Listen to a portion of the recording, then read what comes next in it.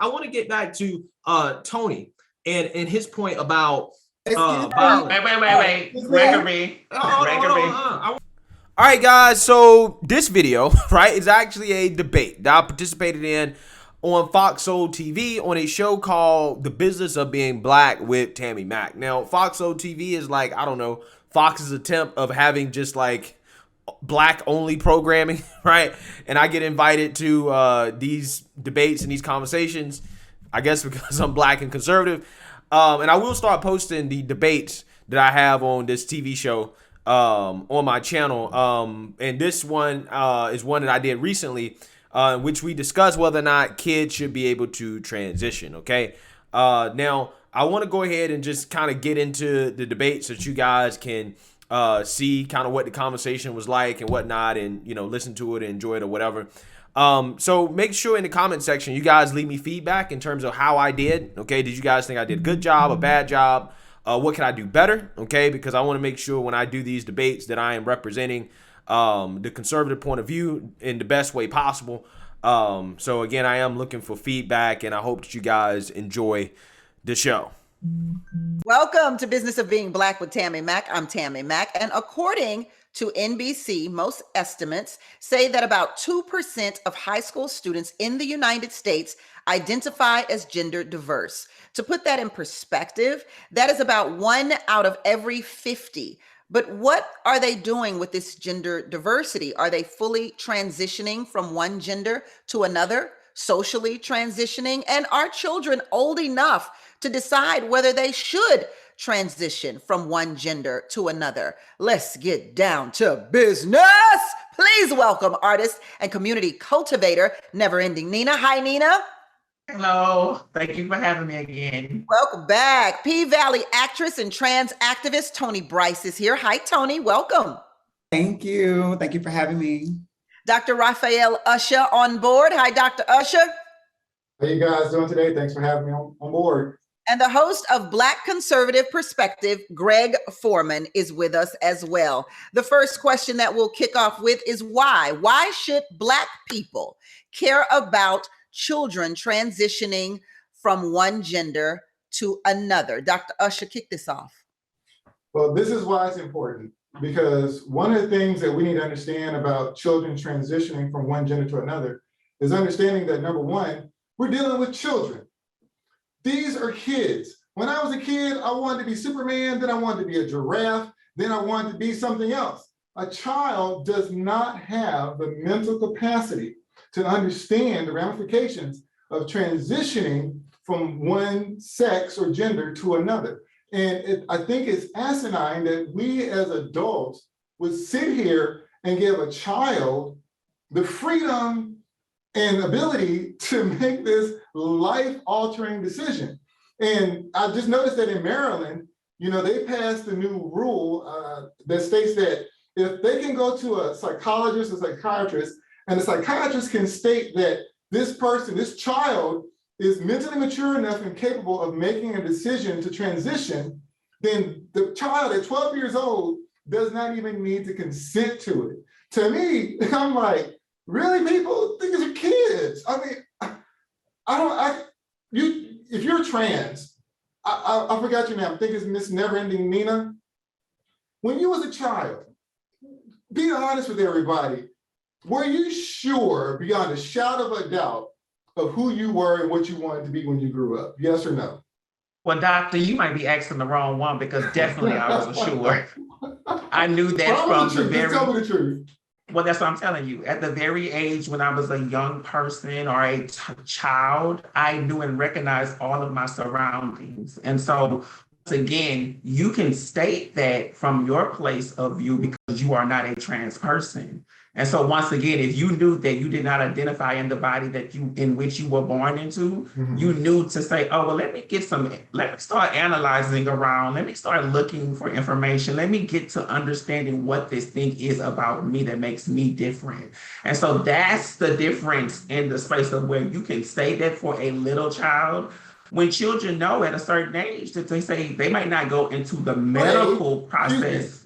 I'll let you talk. Let me talk. Go ahead and talk. So, in that space, it's It's not necessarily saying that they go through the medical process. That's far down the line. But what they also are saying is that give that child their own autonomy of their body to actually go through that process with their parents and their guardians. It's not saying, oh, I'm at 5 and I recognize that I'm trans. Get me on the table.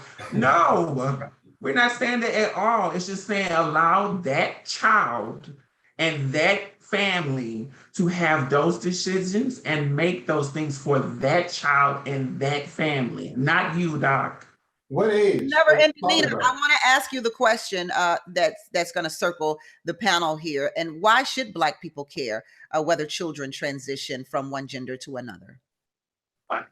Once again, that's a part of medical care. And so if you look at the bigger picture of what we're dealing with now in this present day, is that we know that either way it's going to happen. And so that's the thing. We're either gonna do it in a safe space provided in those medical facilities, or those children who know within themselves that this is the space that they want to navigate, they're gonna go out and do it another way. We don't want that way. We wanna make sure that if we're in this country that is allotted all these freedoms and these rights to explore and do everything, if it's not harming anybody else, let it be that decision for that child and that family. Once again, if I am not involved, if I don't have a trans child, if I'm not trans myself, what I intend to do is just get the information, make sure I am not living in my bias to where I'm saying that these people can't do this, when you know, in fact, if something would happen to you that you know yourself to be true, you wouldn't want anybody to tell you you can't do something, because you know when somebody says that, you're going to do it anyway. People didn't even want to wear masks. You're taking away my rights and my civil liberties. Oh my God, why I have to wear a mask? Greg, let's get to you. Tony, I see you agreeing with Never Ending Nina. We're coming back to you. Greg, why should Black people care about this issue? Well, Black people should care because mainly the woke left is pushing this trans agenda on kids that they don't understand, and it's going to lead them to make decisions that they're not going to understand in the future. That's going to have outcomes for them that are going to be unfavorable.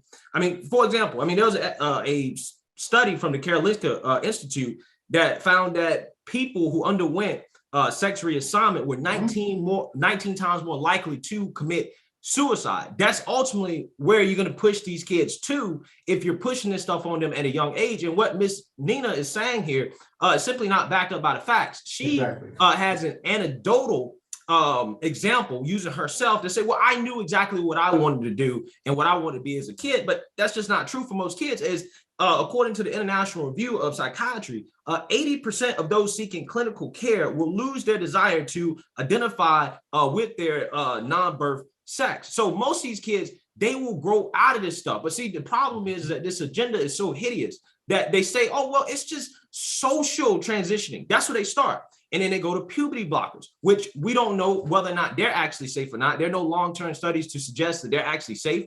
And then they go to hormone treatments, okay, which feminizes them or gives them more masculine traits, okay? Those things, they're not reversible. Okay, some of those things are permanent, like deepening voice, growing breasts. Again, they're pushing things on these kids they're not going to understand. Ultimately, when they turn 18, that ends up being gender reassignment surgery. I mean, in some cases, we're talking about 16-year-old girls getting their breasts cut off. Again, a permanent decision that they're making. So, with that being said, Black people should care because pushing this on Black people ultimately could lead to these kids making decisions they're not going to understand that could possibly cost them their lives. I always have an issue when people say pushing it. Pushing it. I don't know that it's necessarily being pushed. I think it's being brought to the forefront for people, being pushed and for people to experience. I don't know about pushing, and a lot of what you're saying is suggesting pray the gay away a little bit. Tony, don't say that. I have two things that I want to mention. I think what's interesting is that grown people who don't occupy trans bodies are so obsessed with trans bodies. That's one. And then I think two, we talk about gender so heavily, but we don't talk about how gender is policed from the womb. If you are assigned male, you're a little boy. If you're assigned female, you're a little girl. If you're a girl, you have to wear pink and purple. If you're a boy, you have to wear blue and red. If you're a boy, you have to play basketball, football. If you're a girl, you can only play with Barbies. And the fact that everybody's saying, let kids be kids, let kids be kids. And that's true. I agree with let kids be kids, but with that comes the freedom to be and express however they feel, however they desire and feel. And we don't even allow them to do that because every gender is so policed from the womb.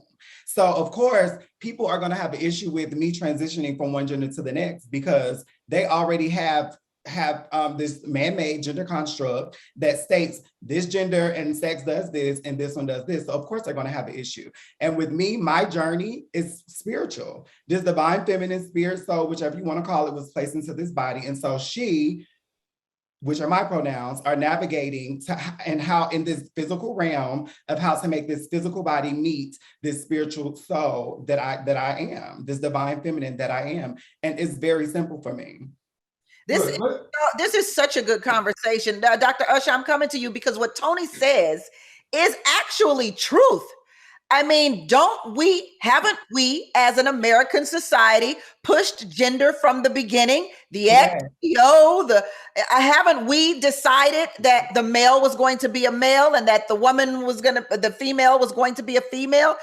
Don't we assign pink to women and blue to men? Like, isn't that the truth? About it. Listen, you want to know the facts? The fact is, John William Money is the one that came Well, up first with I want you to answer the question. Okay, go ahead. What was the question? What Tony says, isn't that the truth? We push, if we're going to use that word, Greg, we do push gender before the baby is even born. Okay, we have gender reveal parties for crying out loud.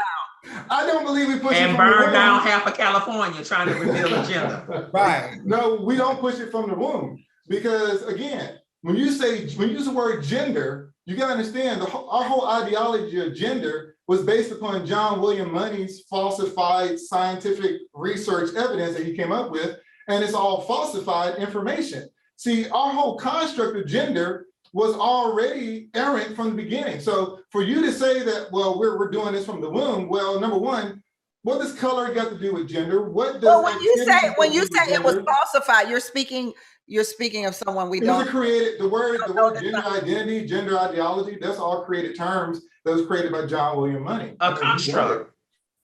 It's his construct. I think you're agreeing with Tony in that sense then. I think that guy created it. And I think that he manipulated his information to promote his agenda.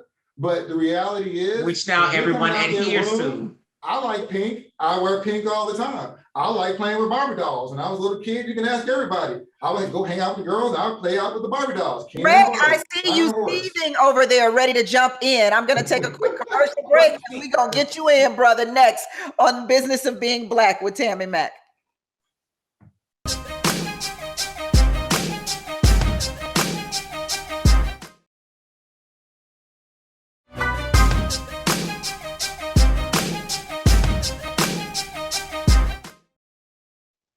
Welcome back to Business of Being Black with Tammy Mack. And today, the business of being Black is, should children be allowed to transition from one gender to another? Please welcome artist and community cultivator, Never Ending Nina, P-Valley actress and trans activist, Tony Bryce, Dr. Raphael Usher, and the host of Black Conservative Perspective, Greg Foreman. Greg, I know you wanted to get into that conversation when we headed into commercial break, so go for it.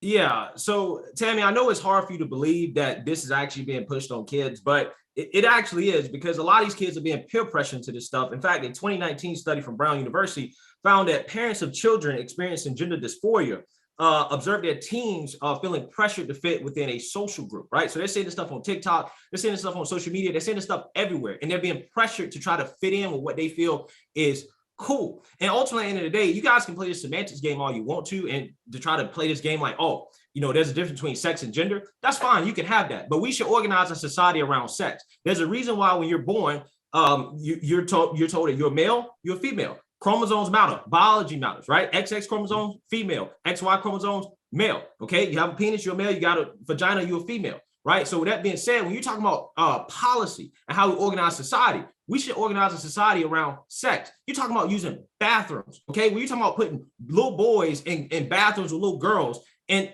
they don't understand any of this stuff. You think nothing's gonna go wrong? Ask those parents in Loudoun County who have had experiences with kids being raped in the bathrooms because of this silly gender policy that they're putting in place. So with that being said, y'all can play the semantics game all you want to, but at the end of the day, we need to organize a society around sex. And at the end of the day, you cannot change your biology. Okay, if you're born a man, you are a man. If you're born a woman, you are a woman, and that's just what it is. Now, if you want to, be like a 3-year-old and play make believe like 3-year-olds do when they don't really know anything, fine. If you want to do that all your life, that's cool. But the fact is, most kids grow out of this stuff, and it is immoral to push that on them at a young age when they don't know exactly what they're doing, and they're going to undertake permanent changes that they're going to later on regret in life.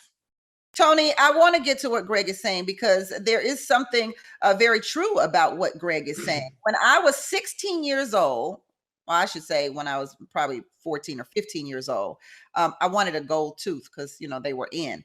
And my grandmother said, well, you can get one if you still want one when you're 17. And when I was 17, I was like, yeah, I don't think I want that gold tooth in my mouth. So is there some truth to kids don't really know what they want or what they need at a certain age, Tony? Well, I think what's interesting is the comparison to like trans or identity, specifically trans identities, to things like a gold or things like, oh, I wanted this and I grew out of it. This is not a phase. I am who I am, and I stand in that. And like I mentioned earlier, to me, it's a spiritual thing. It's a soul thing. I feel like when you are a young person, just like Nina said earlier, when you're a young person, just like when I was young, I knew exactly who I was. So I feel like what I was saying earlier, if we stop policing everything from the womb, if we stop doing that and we allow children to express freely, because you want to talk about pushing, I feel like religion's beliefs and all of these laws and the rhetoric are rooted in religion. And to me, Christianity specifically, and if we want to be clear, Christianity is definitely the white privilege of religions, because that's why we're sitting up having this conversation. That's why we're having this conversation, because let me ask you this question. You keep talking about your experience as a child. I'm sorry, hold that thought. Let her complete her thought. Go ahead, Tony. Go ahead. Because people cannot grasp the identity that this divine feminine or divine masculine was placed into this body, and we are on this journey to match the two. I don't understand, and for some people not match the two. We won't even get into that, because if y'all don't understand this, baby, we definitely ain't gonna understand gender non-conforming, non-binary, and all of the other things. But of course they're not gonna understand this. But what nobody will ever say is who we are is invalid or dismissed, because whether we are taking moans or not, because as a child, I never took a moan, but I'm still at 31 years old who I am. And we're gonna always be who we are, because as I mentioned, it's a soul thing for me. It's the spiritual journey. Go ahead, Look, Dr. I just wanna know, how old were you? Miss Nina and Miss Tori? 5 years old. And how old were you? I think around that age. Around 5 years old, okay? So you're telling me, magically at the age of 5, you realized that you were a different gender stuck in a different different body? No, when we say realization, that just means that for me, I make I statements. For me, I analyze my situation and surroundings. No one forced me to. Yes, no one forced me to do anything. I started to recognize how my mother and father treated my brother and how my mother and father treated my sister. And I knew that I was somewhere in between, because I was like, wait a minute, something is not registering, but something is registering. So it took it upon myself to actually do the research, talk to my parents, talk to some of my people at the schools, start asking questions to be like, and then doing my own analysis, not taking anything, not going say I need to get on a surgery table, not doing any of that, but just allowing me the space to soak up information that is not pushed upon me, that I knew. I say, well, if I'm feeling this way, I need to find out why I am feeling this way. I need to look at scientific research to find out, now that's me. Because I knew education is power. And so once again, no one forced that to me. It was my own analysis to go and see this and seek this. And also, Gregory, I want to ask you, you do a lot of flying? Do you do a lot of flying? Yes. So when you have to use the restroom and it's only one restroom on the airplane, do you use that restroom? Yes. All right. So if it doesn't have a male or female, only one person is using that restroom. Right. So only one person goes into the restroom. They recognize they want to use the restroom. And also do the research on if you actually have people who are trans identified actually go into restrooms and rape people. So see, that's the narrative. I'm not saying that. Yes, you might have, but also the way that you worded it was though trans people are always predators or predators and go on and seek that. When you do the actual research, you can find out that no trans people in that category has ever did that in bathrooms. All we want to do is use the restroom and leave. It was on the news. Well, but see, y'all bringing it. I'm just being real. I mean, you're compartmentalizing it in a different space. We're talking about children. We're talking about children. Let's let Greg respond. Okay, I gave an example of what happened in Loudoun County that parents experienced, in which, because of their bathroom policies, because it's things they're allowing. I'm not saying that all transgender individuals do this. Most of them are very peace-loving, great people like you guys, right? Obviously. But what I'm just saying is that those are the unintended consequences that can happen. Again, most of them, no, it doesn't happen, but I'm just saying, even if you're not trans, if you're allowing boys who just say, hey, you know what, I feel like a girl one day, to go in a bathroom with little girls, what do you think is going to happen? Especially these kids going through puberty, right? Those are, again, it's not about trans individuals. It's about the fact that when you're mixing up boys and girls like this, and you're telling them that they can switch back and forth on any day they want, and we don't care about what bathroom you use, unintended consequences are going to happen. Now, I want to. But no one is saying that, though, Gregory. No one is saying that. Hold on. This conversation is about what society, right? Should we allow kids to transition? You guys have used anecdotal evidence this whole time, okay, to talk about yourselves. But the fact of the matter is, most kids are not like you. They will transition out of this. They will say, hey, you know what? This is not me. I am my assigned sex at birth, okay? The same way that you guys, you're still your assigned sex at birth, no matter how much divine feminine that you get. You're born a man, you're a man, and that's we're not born men or women, though. We're not born men or women, and I'm tired of hearing that narrative. Nobody is born a man or a woman. Do you have XY chromosomes? Let's let Tony get our thought in. We are assigned male, female, and or intersex. We are not born man nor woman. That is something that we transition to. Should we? We transition into that, like I mentioned earlier. The societal gender construct states that male equals boy, female equals girl. So while you can freely say boy and girl, and I'm not going to correct you because, you know, it is what it is. However, you will not sit on here and say we were born men and women, because we were not. We were assigned male, female, and intersex at birth. You have an XY chromosome about intersex. We haven't even spoken about that. You have an XY chromosome, right? Exactly. But see, that's the space that you. No. You have an XY chromosome. We're talking about biology. You have an XY chromosome. Well, we're trying to talk, not scream. I don't want to scream at you. Go ahead. So once again, in this space, in conversation, is that in science, yes, I am not a biological woman. I am a trans woman. That's me stating that. We are going to go to commercial break. Come right back. XY chromosome.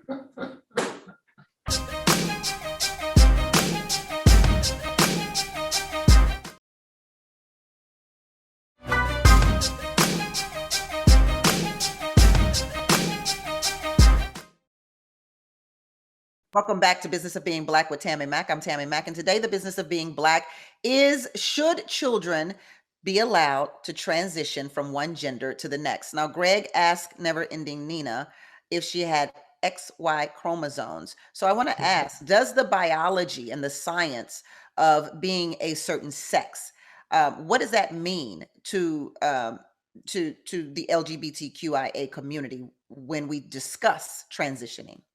Well, that's for the people, and I'll just jump in. So once again, acknowledging the facts like Gregory had asked, I am not a biological woman. I am a proud trans woman. And so with all intents and purposes, yes, if you say that I'm born with this and, you know, use that science, sure. But that does not negate the fact that I am a living being here acknowledging that I am a Black trans woman. And so with all intents and purposes, I navigate through this space as that. And so that's not to negate that. That's just the simple truth of the matter. And so a lot of people bringing it back to children is that we're not saying that they have to do or get to the place to where I'm at, who have lived the experience of being known as a trans woman. They're saying that at that age, just like everybody else go through the phases, if you want to call it, let them, and in the supervision of their guardian, in their household, in their family, in the autonomy of themselves and their body, say, if I know myself to be this, give me all the rights and intents and purposes to explore that under the safety of my parental guardian and under the safety of the proper procedures and medical research space to give me that opportunity to explore that. That's all I'm saying regarding that. Tony, you talked about your journey being a spiritual one, but Greg talks about the science of it all. So can you speak to the science? Well, I feel like there's science to affirm anybody's belief in who they are. There's science that affirms who we are as trans folks, as we talk about neurons and how we're all, female at one point in our journey in utero. Like, there's science to affirm everything. But at the end of the day, science is, you're not going to rule my life with science. It's just not going to happen. At the end of the day, you're not going to rule my life with science, because whether you feel that science is the base of every conversation you want to have, okay, you can have that, you go with that. But at the end of the day, we are always, because again, it is a spiritual journey, and from my perspective, find who we are, and we will make that journey no matter how hard, no matter what we have to go through, no matter what laws we have to battle through, no matter what panels we have to sit on and be told we're not this and that. We will always find our way to who we are, because it is a spiritual divine journey. And that's just that on that. Go ahead. Science. You don't want this to be determined by science, but you do understand that there's a thing called social science, psychology and sociology, and based on the mere fact that you're living your life based on a sociological construct, that to me is kind of hypocritical, because you're trying to negate science on one side, but yet you're justifying it through social science on the other, because social science is the one that's saying that you have the ability to be transgender and you can transition from one gender to another. So how do you rectify the hypocrisy? Well, for me, it's not for me. At the end, I don't know. I feel like y'all want to answer that y'all are not going to get. Where I'm never going to agree with the perspective. I'm never going to be rooted from these articles and these science. I have lived experience that y'all don't have. I have lived experience every day when I wake up. I have a lived experience. And if I am choosing to say that I'm resisting the binary, but I'm also a part of that binary because I identify as a Black woman of trans experience and not somebody who's gender nonconforming, blah, blah, blah, or if I don't identify with the sex and gender I was assigned at birth, then that is my journey. You have the right as an adult to make that decision, I believe. I think every adult at the age of 18 legally has the right to make the decision. But when you're talking about children, this is what I have a problem with. Because the question initially that was asked was, why should Black people care about this issue? For one reason, it's called pharmacological slavery. Because once those kids transition, they're going to be enslaved to the pharmacology for the rest of their lives. So they're going to have to pay for that medication. And now those big pharma is going to make billions of dollars off of these kids who will transition into adulthood and be dependent upon this medication for survival for the rest of their lives. To me, this is just another form of slavery. Dr. Usher, I was trying to follow you. I just don't know if I can follow you there, because now we got to bring in diabetes, high cholesterol, exactly. high blood pressure. I mean, we already live off of these medications. Okay, let me take it one step further. We're not going to go and blame all of that on nobody transitioning for sure. Look. Where there's money to be made, these people will make money. And we all know who these people are, big pharma. They want to make money, period. But another issue that we're failing to look at too is that for 300 years, one race of people has always tried to remove us from the planet. And they're always concerned about the overpopulation of Black people. Well, there's only one way to control overpopulation of Black people. That's to kill us, put us on drugs, or make us sterile. So what do you think is going on here? Because when you look at the global science, where they're saying that in 2021, the world's going to be overpopulated, and if we don't do something about it now, we're not going to have enough food or resources to survive. And where's the global population booming at? Africa. These people are spooked because Africa, Black people are blowing up the population numbers, and they're not. And so what do you think they're trying to do to us? I think this is just another ploy. This is my conspiracy Rappy coming out. I think that this is just another one of those ploys to figure out a way to basically shut down the Dr. Republican Usher race. are stretching it. Greg. I know I am. I'm just saying, it's got the conspiracy side coming out. Greg, at what age do you think children should be able to make a decision about things in their life? 18. I mean, we don't let kids smoke cigarettes before they turn 18. We don't let them drink before they turn 18. We don't let them do all types of things before they turn 18. So why in the world would we let them cut off their breasts, give them hormones, puberty blockers, things that are unproven to be safe, okay, and that can have permanent effects on them? And I want to get back to Tony and his point about violence. Wait. Gregory. I want to get back to Gregory. No, I want to get back to your point. If we in a space of respect, their name is on the board. Well, so to my make pronouns sure. are I she refer and to her. Tony by her name. I refer to Tony by her name. But you said But he. you said he. Listen, That was listen, all right, disrespectful. Okay, all right, listen. It's a black space. Tony, Keep it when safe. we talk about biology, okay, biology matters, right? We breathe oxygen. If you, no matter how much you want to, right, you may want to. If you go breathe carbon dioxide, you'll die. Okay, so biology matters. Okay, we have to organize our society and how we structure ourselves as a society based off biology, because it matters. And you guys want to talk about gender being a social construct. Well, I will argue that gender, in terms of how you guys see it, may be a social construct, but it's also still a function of biology. There's a reason why mothers tend to be caretakers, because hormonally, they have more estrogen that allows them to, be better caretakers of children. There's a reason why men play the roles of protectors, because we have more testosterone, we have more muscle mass, we have greater bone density. Biology plays a role in everything, including how we socialize. So when you try to take biology out of the equation, essentially you can't do that, right? Again, we can't live in this world where we're playing make-believe and to say, hey, you know what, you can be whatever you want to be.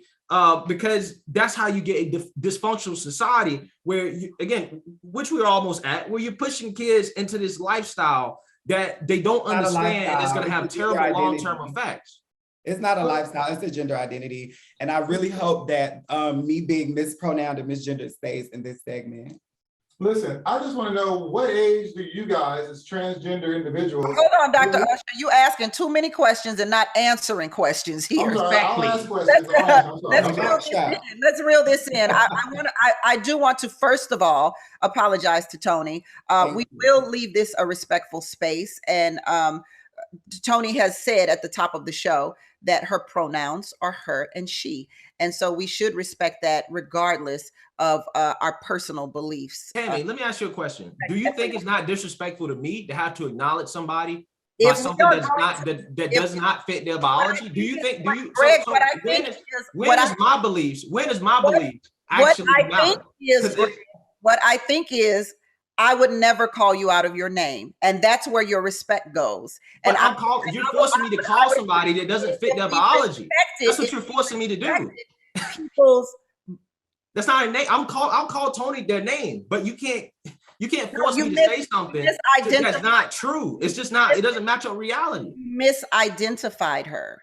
And it is disrespectful. It is disrespectful. It's disrespectful to make me do that. I have to do it, even though it doesn't match reality. You don't have to do that. You can call her Tony. I called her Tony, but after sometimes I gotta use pronouns. And I don't want to play this game because it doesn't match biology and reality. It's not a game. I walk and I wake up every day as who I am. I walk in these shoes every day. It's not a game. It is not a game. And if I was in a man's restroom and a man walked in, they would think they were in the wrong restroom. It is never a game. Look, so my pronouns, the way I identify, is never a game. Let's take a break.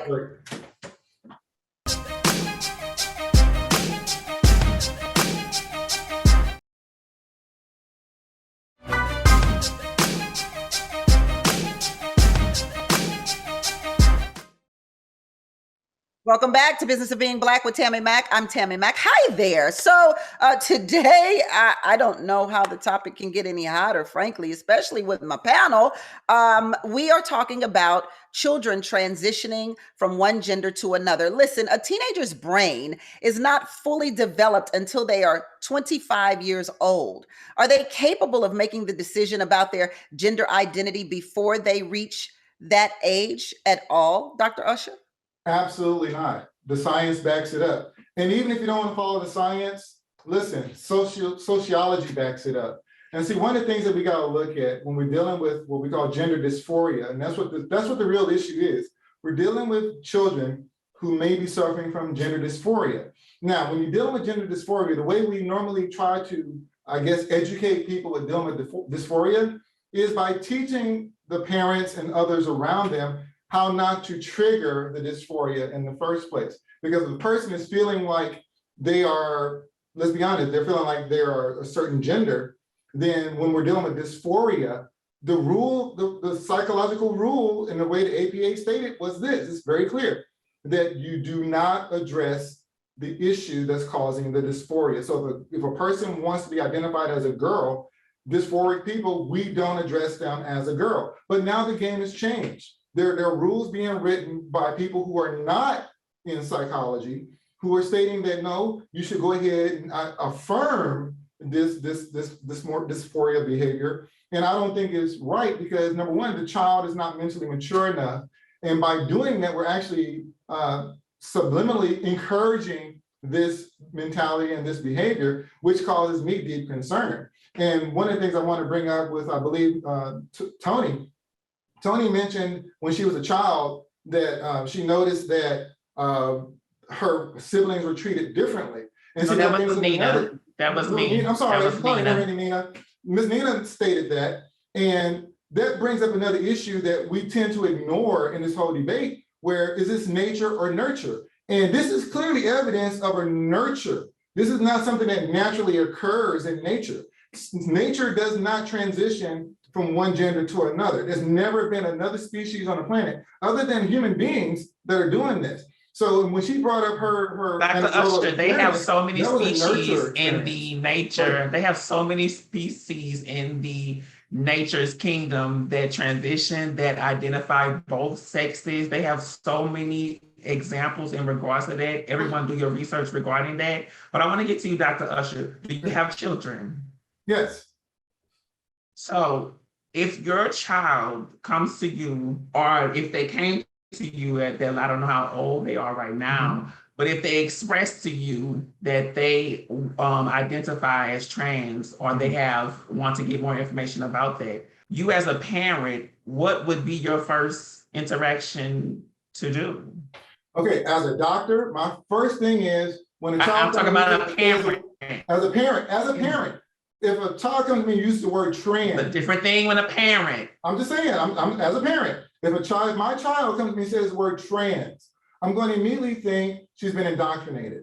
Because a child doesn't normally come to a parent saying, hey, I feel like a trans person. Now, my child came to me and say, hey, Dad, I kind of feel like, I'm not comfortable in my body. And then I will explore. They're still recognizing that they're trans. They may not have the words and the definition. I too say that to my parents. Right. That's what I'm saying, doctor.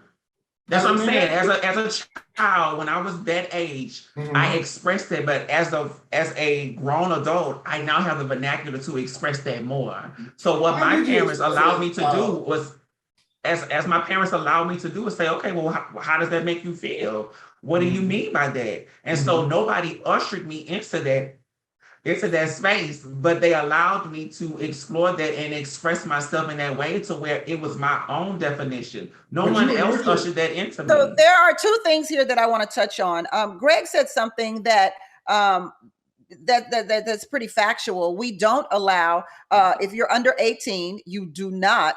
You can't join the military. You can't smoke. You can't drink. You can't drive if you're under the age of 13. But Tony, we've kind of touched on this a little bit when I mentioned, my grandmother and my gold tooth thing. And you said it's a hard comparison to make, maybe even offensive comparison to make. But that is true. So why would a parent allow child who isn't 18 or above to begin a transition? What would be the purpose of that? Because that parent supports that child. That parent wants that child to know that they love and care and see them. And I think the reason why those comparisons can be offensive is because what we're not saying is those things are rooted in choice. There's a choice to smoke a cigarette. There's a choice to get a go-to. There's a choice to do whatever. There's a choice. And people want to say, we choose. The only thing I have ever chosen on my journey is to be happy and to live in my truth. And that's just that on that. So so wrapping up my point, that's what I feel in terms of the parents. They want their child to be supported, because those of us that grew up in the 90s and before, we didn't have the representation. We didn't know, and we didn't have the visuals. So to your point earlier, Nina, we wouldn't have had the vernacular, the verbiage that we have present day. But you can go ahead, Nina. And then I want to ask this question real quick. If I'm a parent, right, and my child comes to me and says, hey, I'm feeling I don't feel like I'm myself. I feel different than the other kids. And these are the things that through my journey with speaking and interviewing people who have transitioned as an adult say that they have said as a child, right? So if my child comes to me and says those things, is it okay as a parent to say, I see how you feel. I understand how you feel. Let's talk about what that means. Let's get some therapy to kind of flush out what that is without having them transition? I think it's a good so that's a space. Acknowledge it without the transition happening. And so that's a part of the actual transition experience, and that's the journey. And so to piggyback to go back to that, Tammy, what you said, that all those things before 18, those are all external things. Internally, if I feel and I know myself to be this thing, that thing will never change. And so, yes, they have trans people in the Army, they have trans people in the Navy, they have trans people everywhere, because they also sat and did the research to find out that's how they identify. Now, what the point that you said, Tammy, is that is a space that they have so many parents now acknowledging and say, I do not understand, but because I love my child, but because I do not want to see my child on the streets, because I do not want to see my child commit suicide, because I want to see my child just make sure that they're in the comforts of a safe space to explore that thing that they possibly might not adhere to. But who is it hurting to where I can then say, as my child said that they identify as this, I'm going to make sure that I, as a parent, show up and help them.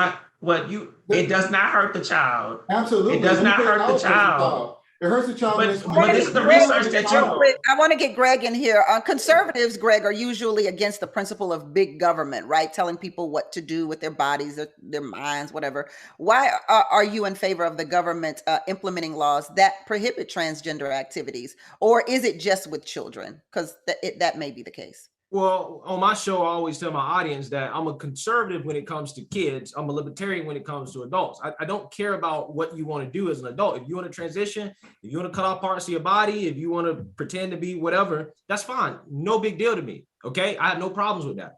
But when we're talking about kids, it is established, and most conservatives agree with this, that, yeah, we should protect kids from things that they're not aware of the dangers of. And this should be one of those things, just like we protect them from smoking, drinking. If a parent is allowing their child to do that, we're gonna accuse that parent of child abuse, right? When they're allowing their kids to participate in activities that are going to be harmful to them, right? This is almost no different to me in the sense that this stuff is harmful to these kids. There's no evidence to suggest that the long-term use of hormones, puberty blockers are safe, okay? And ultimately, you're pushing these kids to do something that most of them will grow out of. A lot of this stuff is being socialized on them, and it's not something that is actually them. And that is when you do know that trans people don't take pills. There are some trans people that don't take pills or anything. What I'm saying is that the problem. Complete his thought here. The problem is that is what we're pushing these kids into, what it leads to. A lot of these kids don't really have gender dysphoria. What they really have is anxiety, depression. We need to be treating them for other mental illnesses and not just assuming that, well, they're trans. That's not the case most of the time. Take a break, come right back. Absolutely.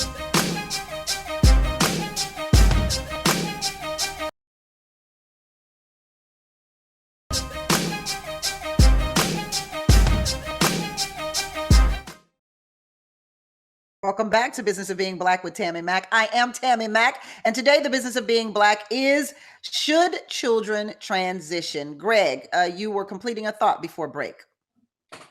Yes, children, again, should not be allowed to transition because they're being pushed into something that most of them they don't identify with, okay? And at the end of the day, there's just no evidence that this stuff is actually safe.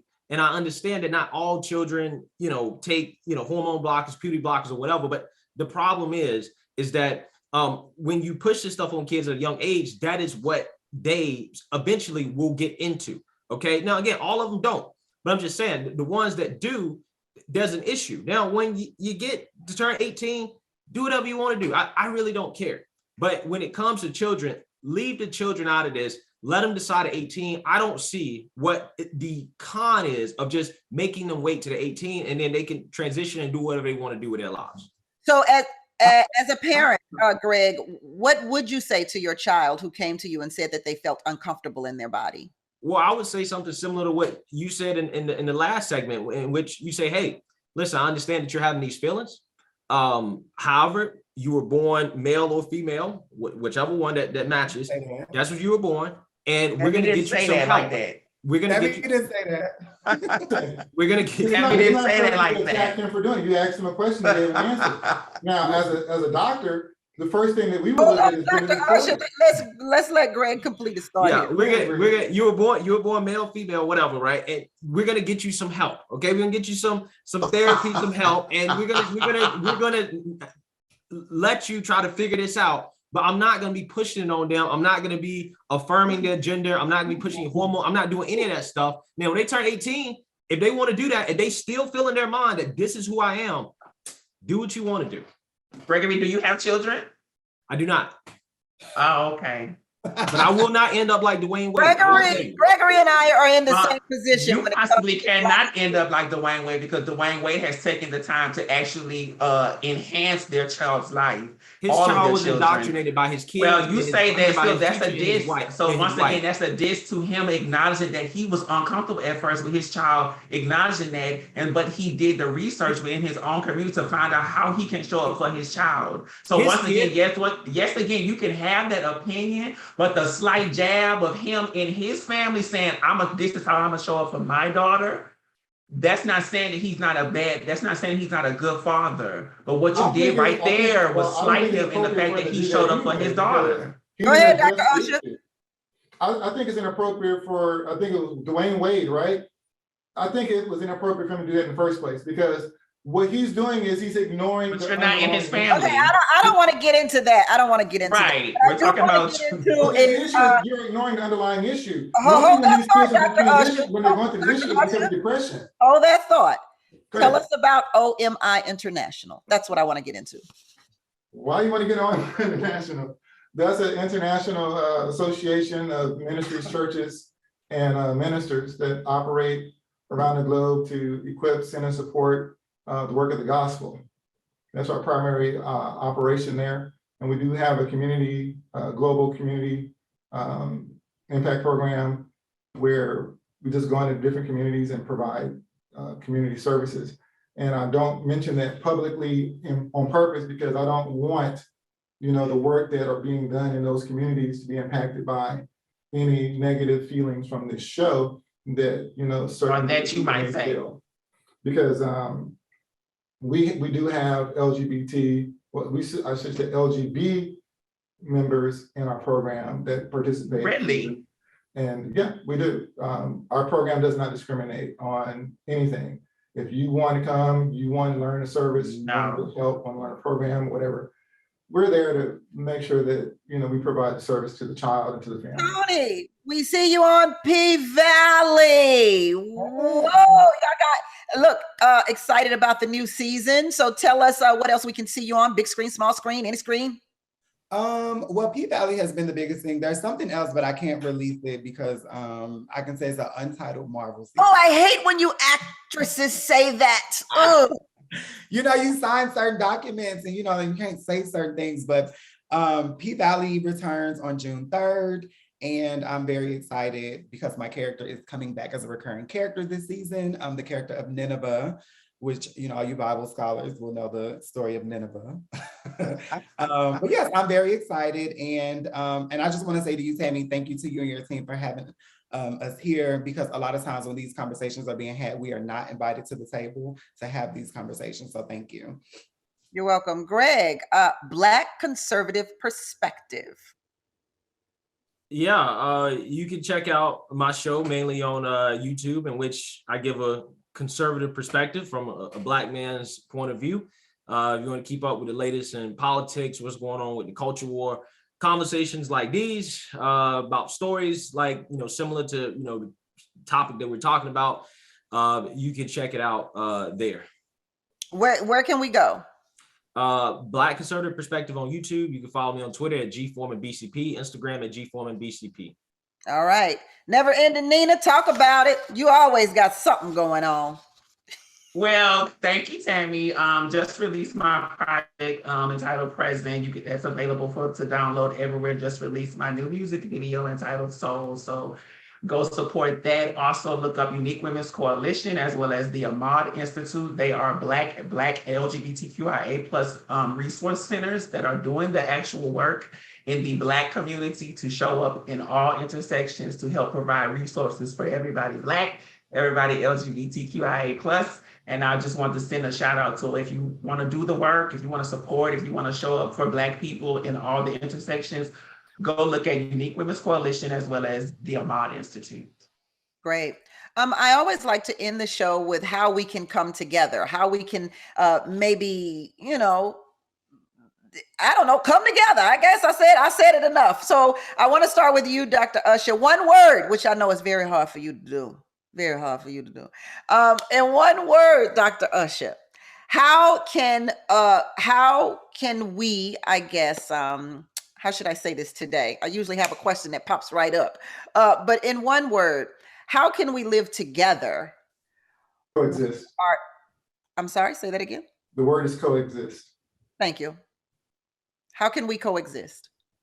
The way we coexist is simply by understanding that we're never going to believe what you believe, and you may never believe what we believe. And if we respect each other's differences of opinion. That is not one word, Dr. Usher. Well, yeah, I said coexist. Coexist was your word. It's not one word. I thought you was helping me out. I thought you were saying, how can we coexist? Okay, yes. Tony, how can we coexist? Love. Why not? Love. Never ending, Nina? Respect the person. That's 3, but I had to respect the person. We can go with respect. Aretha, R-E-S-P-E-C-T. Greg, you get to wrap us up today. How can we coexist? How can we? Understanding. I like that. I like that understanding. I also like talk, but maybe it's because I have a talk show. Thank you so much, Greg, for being here. Tony, Never Ending, Nina, and Dr. Usher. The TGIF is up next. TGIF up next on Fox Soul.